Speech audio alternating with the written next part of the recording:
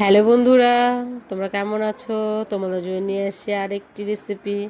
তোমরা তো পোস্তর অনেকে অনেক কিছু খেয়েছো, আমি একটা নতুন রেসিপি নিয়ে আসি। তোমরা কেউ যদি খেয়ে থাকো আমাকে কমেন্ট করে জানিও।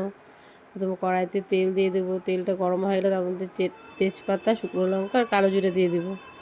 একটু নাড়াচাড়া করে বেটে রাখা পোস্ত দিয়ে দেবো। পোস্তর সাথে আমি কাঁচা লঙ্কা বেটে নিয়েছিলাম। পোস্তটা সামান্য দানা দানা থাকলেও ভালো হয়, খুব মিহি করার দরকার নেই।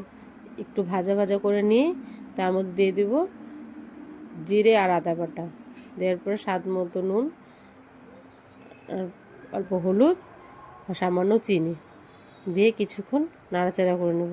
একটু ভাজা ভাজা হয়ে গেলে তার মধ্যে অল্প জল দিয়ে দিব, যাতে বস্তুটা সিদ্ধ হয়ে যায়। সিদ্ধ না হলে তো ভালো লাগবে না। আর চেরা কাঁচা লঙ্কা দিয়ে দিব, 2-3টা কাঁচা লঙ্কা দিয়ে দেবো চেরা।